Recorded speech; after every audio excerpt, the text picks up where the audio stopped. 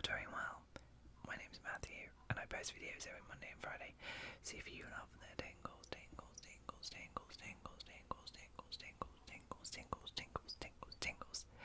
then hit that subscribe button because you are in the right place, my friend.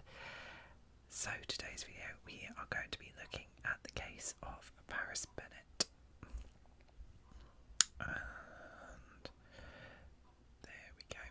So in 2007, 13-year-old Paris Bennett murdered his 4-year-old sister in their Texas home to punish their mother. He knew he would go to prison for his heinous crime, but he also knew he would succeed in his goal. His mother would lose both of her children in one heartbreaking blow. On the night of the murder, Bennett convinced the babysitter, his mum, Charity Lee, had said it was fine for him to be left alone with his sister Ella while she worked at a local restaurant. He originally planned to kill her instead, telling Piers Morgan in an ITV documentary in 2019. For many years, there was just this hot flaming ball of wrath in the pit of my stomach, and it was directed at my mother. But he knew killing Ella would hurt her more. I found a way to take away both her children in one fell swoop, he explained. Bennett sexually molested Ella before stabbing her 17 times, a crime for which he was sentenced to 40 years in prison. During his 911 call, Bennett can be heard telling the operator, "I accidentally killed someone. No, I know I did. My sister. I feel so messed up."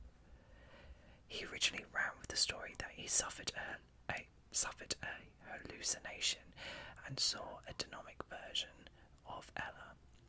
Later, he admitted to waking up the next morning with a clear state of mind, having carried out a calculated and planned attack on his little sister. He actually called a friend and chatted away for 6 minutes before calling the emergency services and pretending to perform CPR on the phone. Before children, Charity had a heroin addiction. When Bennett turned 12, she relapsed with cocaine, and in his first confession, he told detectives that he decided to punish her for not staying clean and putting drugs before him. 2 weeks before the murder, Charity found herself in a local district attorney's office, staring at her son, who told her, "You used to say that you would never be able to kill anybody unless they hurt one of your kids. I bet you didn't think it was going to turn out to be like this." Oh my god, I fucking messed up. Over the years, Bennett has continued to tell his mother variations of "I enjoy watching your pain." In a memoir released in 2020, Charity explains that her son later confessed to watching hours of violent porn before torturing, molesting and murdering Ella. Years after his conviction, Paris would admit he also murdered his sister to cover up the sexual abuse that took place that evening. His stabs were slow and methodical, not frenzied, and not an uncontrollable rage, Lee writes in her memoir of her son's attack. Not all were deep, most were shallow jabs and punches, and he told the detectives he stabbed her and pulled the knife out slowly, that it felt like stabbing a mattress or a marshmallow. "I've never stopped loving my son. Bennett is a diagnosed psychopath." Yeah, no shit. "And every expert that has met him says that he cannot be cured." I think that's probably a safe bet. Despite telling Piers Morgan he loved his sister with every fibre of his being, he admitted he didn't find it easy to recognise love. "It's not simple. I can't just point at something and say, 'Okay, that's love,'" he said. Morgan wasn't even allowed to sit in the same room as Bennett for the televised interview because it was too dangerous, and noted after the chat that it was one of the most disturbing interviews he has ever done. as well as being charming, a psychopath and a murderer. Bennett has a genius level IQ shared by only 0.025% of the world's population. In her 2020 memoir, How Now Butterfly, a memoir of murder, survival and transformation, Charity Lee writes, "My son is a psychopath. I can't help him. That may not matter in the long run. What may matter is I can't, not at this point, give up on him either. I love my firstborn with as much intensity as I have since the day I found out I was pregnant with him." She says it took years of self-reflection and healing to forgive her son and accept him for who he is, what the actual hell. In her victim impact statement, which was published on her website, the Ella Foundation charity writes, "When Paris was born, I promised him two things. I would love him no matter what, and I would be the best mum I could be, no matter what. I've never failed to keep that first promise. I know I have never once stopped loving my son." Speaking to Good Morning Britain in 2019, Charity said she reached a point where her mental health couldn't handle walking around that angry, and she also didn't want to give up on Paris. She didn't want to give Paris the satisfaction of destroying her. Writing for Good Housekeeping, she explained that she sees her son as a predator, likening him to a shark, unable to be anything other than what he is. But that doesn't mean she won't run.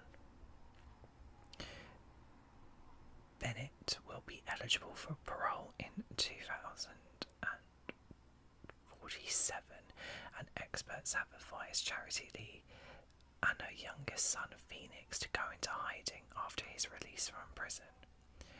If she doesn't, they could both be a target for his psychopathic resentment. Despite the threat, Charity allows Phoenix and her eldest son to communicate via the phone because she wants to teach her youngest child unconditional love and forgiveness. But as she wrote last year, "What I know about my son is this: he is sick. He couldn't care less that he sexually assaulted and murdered Ella. He has a dark side that is dormant right now, but my son is dangerous. Under the right conditions, I truly believe he could kill again. With this little compunction about it, as he has for what he did to Ella, I know he will experience those conditions on a regular basis once he is sent to prison. I sincerely hope he does not have to kill again because Texas has no concern for human rights." I mean, that is super messed up. Like, how? Even as a mother, like, he killed one of your children. He's a psychopath. He's not right in the head. Yet you still love him. I get he is your child. But you know he would kill again. You describe him as a shark. And you're gonna let your youngest child communicate with a shark. I don't know. This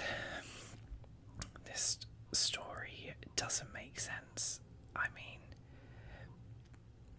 I don't know about you guys, but I think in some weird way it does make sense, but it doesn't make sense at the same time. Like, there is that love of her parent, there is the drug addiction, that, and the relapse that I cannot understand why you'd be angry, but why it then led to the killing was quite extreme. I don't get it at all.